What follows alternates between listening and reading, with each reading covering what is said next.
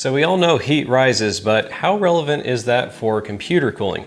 Howdy guys, Ponchato here, and today we're going to be taking a look at the SilverStone LD03, which is designed around the fact that heat rises. We'll also check out the specs and the assembly in the case, and we'll test how well this vertical bottom-up cooling actually works. It's a relatively small form factor mini ITX case at just over 25 liters, so right on the edge between mini ITX and mid-tower. The footprint is about 9 by 10 inches and it's 16 inches tall, made of the usual steel, tempered glass, and plastic, but mostly tempered glass.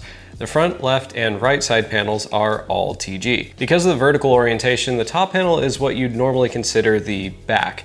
The rear I/O and GPU vents out the top of this case. The front I/O is also on top with two USB 3 ports, microphone and headset, power and reset. The power LED is blue and not obnoxiously bright, though the hard drive activity LED is pretty bright and will light up whatever surface is above it, probably your ceiling. The reset switch is recessed and very small, so you will need a paperclip or a tiny screwdriver to press it. The motherboard and GPU rear panel connectors are hidden under a plastic shroud on top that can be removed without tools. All the side panels are also tool-free. The front panel pops off easily and the side panels are removed with push pins. The back of the case has a vent facing the inside edge of the graphics card and an intake vent with a filter for the power supply. The bottom has one big removable filter, though you will need to tip the case on its side to access it. With all the side panels off, the inside is pretty much completely open. There's a drive mounting panel on the right that can support either two 2.5-inch drives or one 2.5-inch and one 3.5-inch. The power supply mount is on the lower right, and the LD03 can support either SFX or SFX-L power supplies,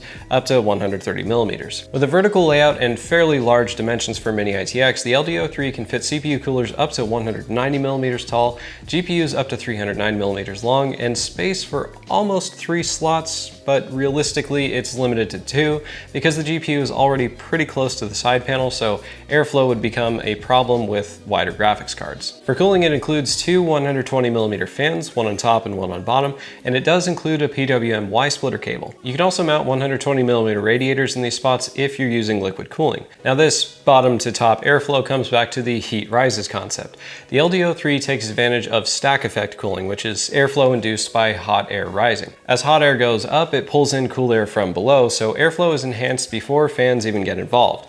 That's the theory we'll be testing anyway. The build process in the LD03 isn't as bad as most mini ITX, but it's still mini ITX. The motherboard goes in easily enough, but getting the screws in can be kind of challenging because it's really tight up against the top panel. Because the drive mounting panel goes right up against the edge of the motherboard, you'll need to plug in the CPU power and case fan splitter first.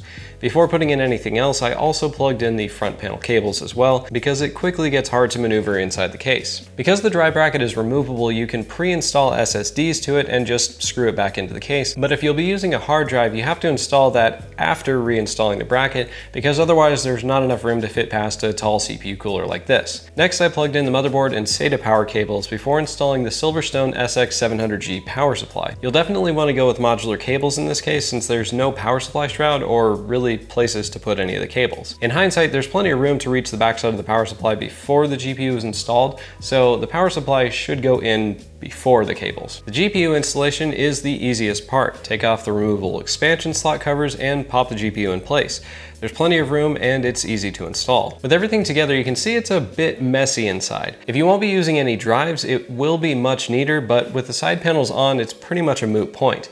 The tint is dark enough that you pretty much can't see anything that isn't lit up or white. It's actually a really cool looking case. Anyway, let's check out the test results. My test bench is a Ryzen 5 2400G cooled by a CryoRig H7 Quad Lumi, 16 gigabytes of 3200 megahertz Team Group Vulkan Z memory, and an Asus GTX 1060. Now, the way I tested the cooling was by changing the orientation of the case itself. First, I grabbed data with it in the normal upright position, then I laid it on its side to closely mimic front to back airflow in a typical tower case, and finally I flipped it upside down to see how much influence rising hot air has on the cooling. So here are the temperatures in all 3 orientations with the case fans stopped. This graph shows the effect of passive cooling and stack effect, that is heat rising. The best temps were achieved with it upright, with the case oriented for hot air to passively rise. The CPU temperature was 1 degree warmer sideways and 2 degrees warmer with it upside down, with the CPU fan blowing down against the passive air current. Interestingly, the GPU temperature was the same between upright and sideways, but about 1.5 degrees warmer when it was upside down. All the same, the best temps with passive cooling happened when it was right side up. Now here are the temperatures with both case fans running. In the upright position, both case fans being assisted by natural convection, the stack effect, led to the coolest CPU and GPU temperatures. Oddly, CPU temperatures only notably increased when it was upside down, with everything pushing against natural airflow. The GPU was about a degree warmer and the CPU about 1.4 degrees warmer than upright. Now here's what the data looks like altogether. This is really what I was curious about. Does passive convection really matter that much when you have case fans? The answer is no. In the worst case of active cooling, with the case upside down and the fans blowing hot air down against convection, the GPU was still 3 degrees cooler than the best case of passive airflow with the case upright, and the CPU was almost 8 degrees cooler. So active airflow overpowers passive airflow very, very easily.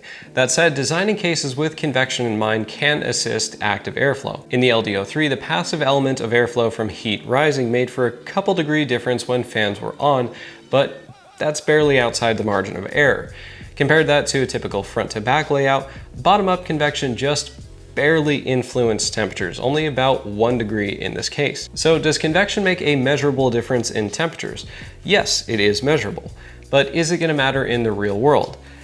Not really. Active cooling is going to overpower convection every time by a pretty significant margin anyway, so it realistically doesn't matter all that much. So back to the case itself, the LD03 looks really nice, it has very clean lines, and it's got a cool design. The assembly is not that bad, it's better than average for Mini ITX. Cooling is a bit of a mixed bag. It's good for the CPU since the airflow channel is directly over the processor, but it's not amazing for the GPU since it's right up against the side panel. It's also a bit expensive at $160 US, but it is a very unique design, and you're paying for something that doesn't look like pretty much any other case on the market today. If this is a design you want on your desk, click the link in the description to pick one up for yourself. Hit subscribe and click the bell icon to get notified of new videos as soon as they're up. If you like this video, hit the like button. If you want to see more, hit subscribe, and I want to hear from you. Have you ever tried a case with bottom-up airflow like this? Or have you changed an existing case from typical front-to-back airflow? Let me know in the comments below. Thanks for watching. I hope I helped, and I'll see you in the next video. The whole time I was testing it, I was so worried about tipping it over. That would have sucked. What we need is a case like this, but entirely mesh. Like, not even a back panel to mount the motherboard to, just like mesh on all 6 sides. Maximum airflow.